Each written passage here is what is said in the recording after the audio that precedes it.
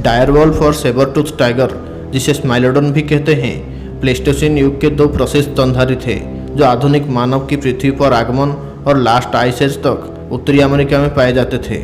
उनके हजारों कंकाल लॉस एंजलिस में से निकाले गए हैं, जो दर्शाता है कि ये शिकारी एक ही हैबिटेट में रहते थे।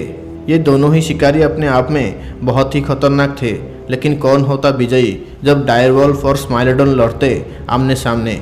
जानने के लिए वीडियो को अंत तक जरूर देखें। सबसे पहले हम इन प्रीहिस्टोरिक प्रीडेटर्स की स्ट्रेंथ और एबिलिटी के बारे में जान लेते हैं। अपने लोकप्रिय नाम के बावजूद सेबरटूथ टाइगर आधुनिक बाघों, शेरों और चीतों से केवल दूर से ही संबंधित था।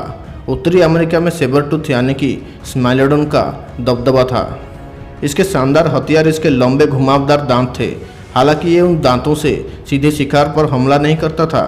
ये पेड़ की निचली शाखाओं से घात लगाकर शिकार पर झपट्टा मारकर इसके लंबे कैनाइन दांत शिकार की गर्दन में गाड़ देता था। कुछ जीवाश्म वैज्ञानिकों का मानना है कि सेबरटूथ भी झुंड में शिकार किया करते थे। एक वयस्क सेबरटूथ टाइगर का वजन 400 पाउंड तक हुआ करता था। ये प्रीहिस्टोरिक टाइगर सिर्फ दिखने में ही भयानक था। आज के एडल्ट लायन और टाइगर जितना ये तेज और फुर्तीला नहीं था। इतने लंबे और भयानक कैनाइन दांत होने पर भी सेबरटूथ टाइगर का बाइट फोर्स आज के बाघों जितना नहीं था। अगर शिकार के दौरान ये अपनी कैनाइन दांत खो देता है तो इसके लिए शिकार कर पाना बहुत ही मुश्किल हो जाता था। अब डायरवॉल्फ के बारे में बात करते हैं।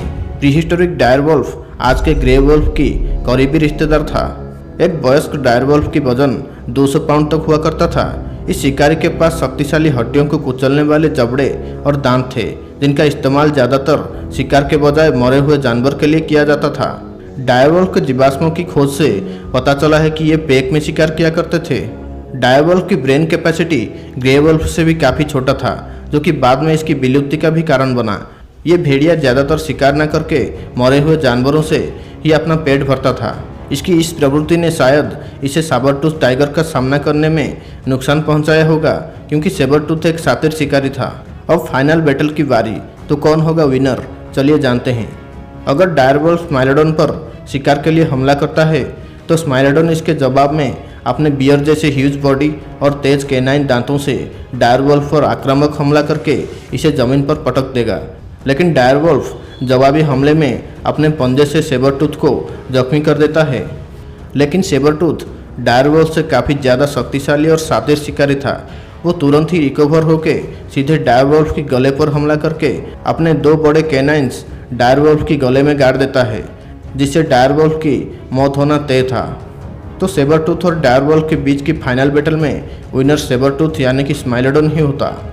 लेकिन अगर इन प्रीडेटर्स के बीच ग्रुप्स में लड़ाई होती तो उस लड़ाई में डायरवॉल्फ विजयी होते, क्योंकि वुल्फ्स की समूहों में तालमेल बहुत अच्छी होती है, जहां पर sabretooth tigers as a group इतने शक्तिशाली नहीं थे। दोस्तों, अगर वीडियो अच्छी लगी तो ऐसे ही नॉलेजेबल वीडियोस के लिए सब्सक्राइब कीजिए हमारे चैनल द इनक्रेडिबल ट्यूब को। Thanks for watching.